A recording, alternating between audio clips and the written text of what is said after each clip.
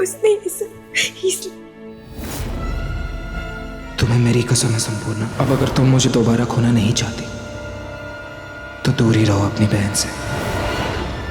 बताओ ना संपूर्ण, क्या मैं ही गलत हूँ? मैं ही गलत हूँ जो मैंने बोनिता को उसकी माँ के पास वापस भेज दिया? जमाई बाबू, आप मुझसे बहुत ज्यादा समझदार हो। समझदार? आपको तो सब पता है, तो आप कैसे नहीं समझ पाए?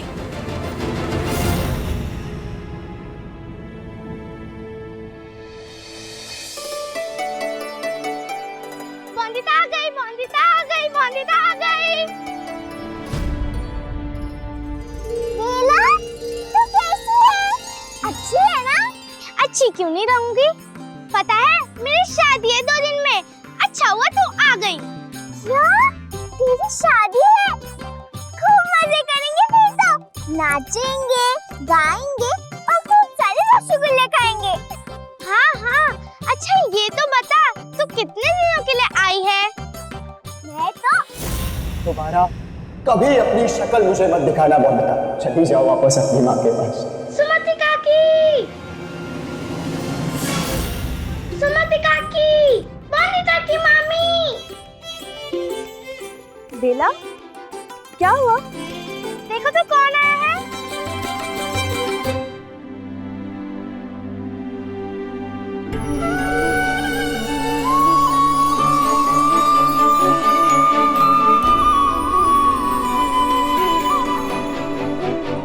बोनिता,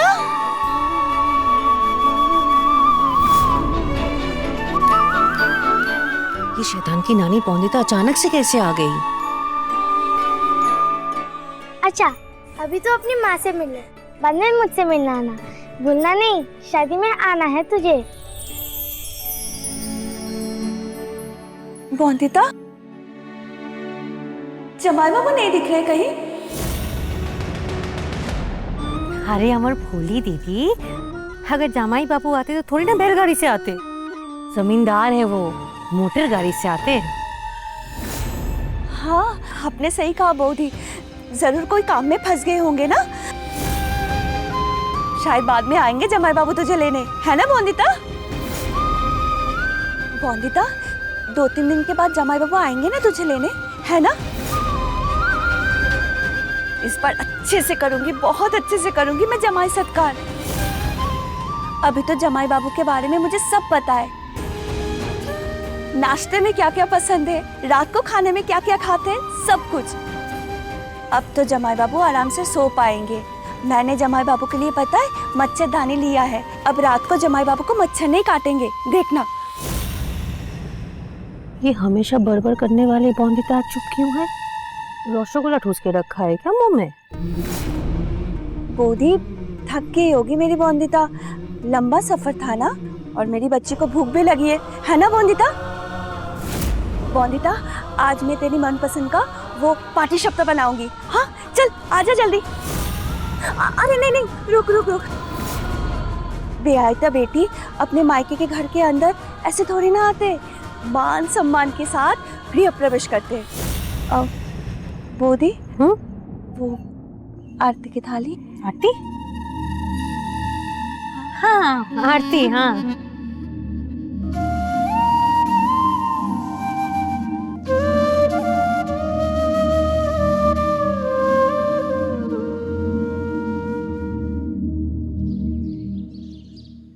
कोई हक नहीं है उस लड़की का इस घर पे और अनिरुद्ध पे। जा चुकी है वो लड़की हमेशा के लिए इस हवेली से। अब उस लड़की की एक निशानी भी नहीं दिखनी चाहिए मुझे इस कमरे में।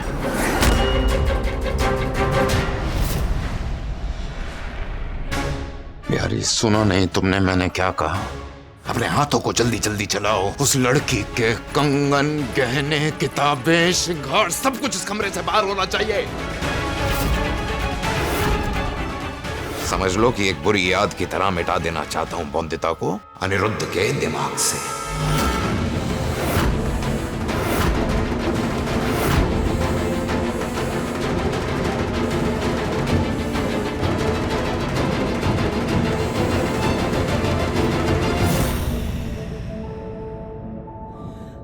जिसे खुशी खुशी अपना कमरा दिया था ना आपने, आज बड़े ही दुख के साथ उनका सामान बाहर ले जा रहा हूँ आपके कमरे से। अब तो खुश है ना बैरिस्टर बाबू?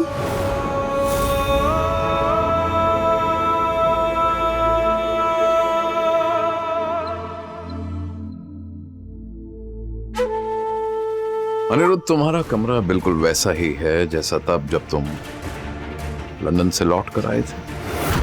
इसलिए मैं चाहता हूं कि अब अपनी जिंदगी फिर तुम वहीं से शुरू करो। खैर, मिनी के आंखों के इलाज के लिए उसके बाबा से बात करनी है।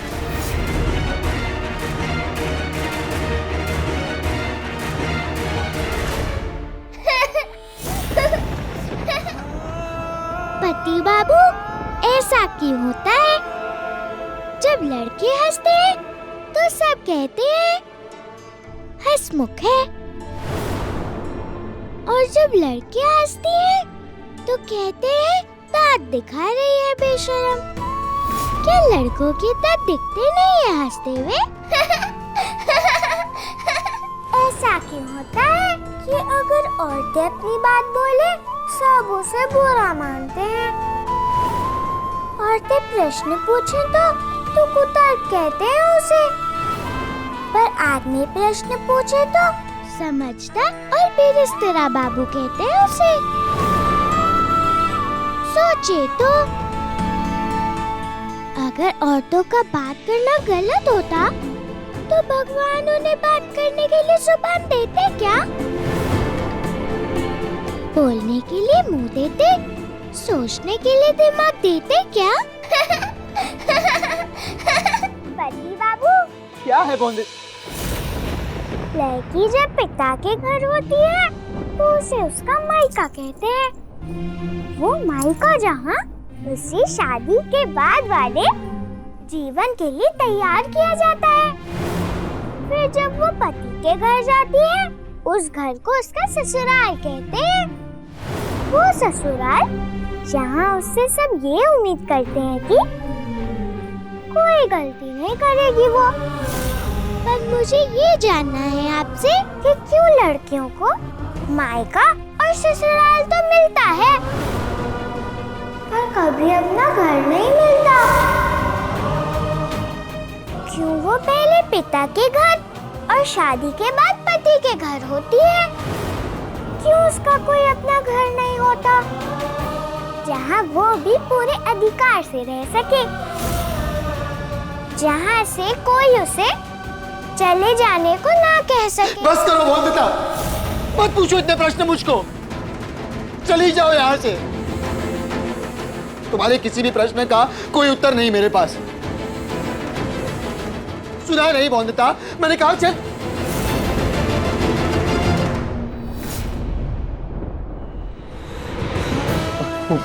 बोंदिता मुझसे बहुत सवाल पूछ रही थी। छोटे मालिक, लेकिन यहाँ पर तो कोई भी नहीं है। नहीं, बोंदिता थी मुझसे पूछ रही थी, मुझसे प्रश्न पूछ रही थी कि क्यों घर नहीं होता, ससुराल नहीं होता यहाँ।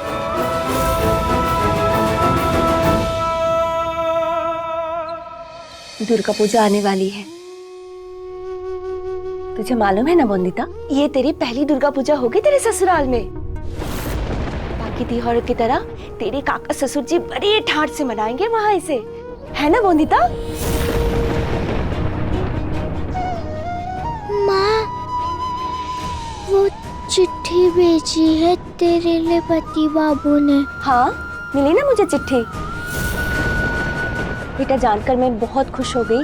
तेरे बिस्तर गिला करने वाली समस्या तेरे पति बाबू ने एकदम ठीक कर दी। बोंदिता, बेटा वादा कर मुझसे कि तू अपने पति बाबू को हमेशा खुश रखेगी, कभी उन्हें दुख नहीं पहुंचाएगी। वादा कर बोंदिता। शर्मिंदगी होती है मुझे कि मैंने कभी तुम्हारा साथ दिया था बोंदिता।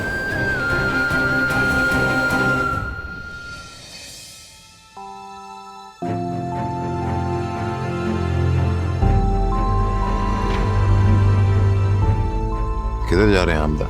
मान गया है, प्राण तो अभी बाकी है। जिम्मेदारियों से कब तक मुंह मोड़ सकते हैं बिनॉय? जमींदारी भी तो संभालनी है ना। रोशनदा मेरी मानिए तो थोड़े दिन और रुक जाते तो बेहतर नहीं होता क्या था? गांव वाले भूले होंगे क्या उनके साथ हुआ धोखा अब तक? क्या भूले होंगे कि आप ही के सामने आप ही की बहू ने लूटी है उनकी मेहनत की कमाई? अब मैं कहूं तो थोड़े दिन और आराम कीजिए, तो आपकी सेहत में भी सुधार आएगा और तो निभा लीजिएगा अपनी सारी जिम्मेदारियां। और सच बताऊं तो तब तक गांव वालों का मुंह भी बंद हो जाएगा। देखती हूँ क्या लेके आई है।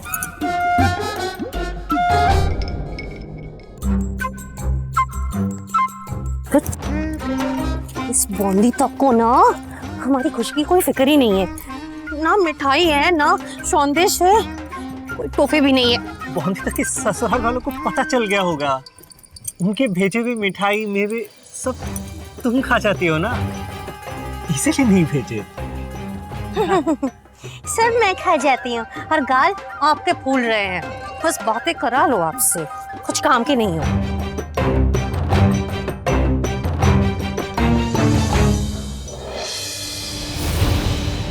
ये तो देखो तो, ये तो चिट्ठी लग रही है।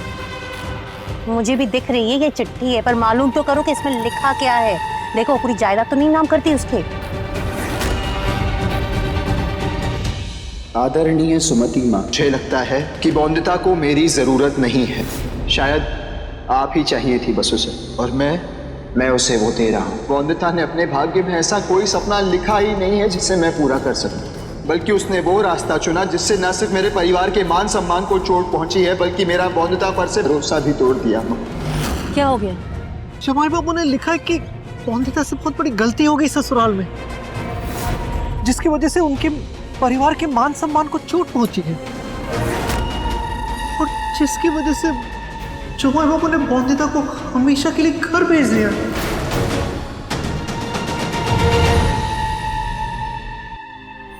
माँ, मैं वो पुरानी चिट्ठी की बात नहीं कर रही हूँ।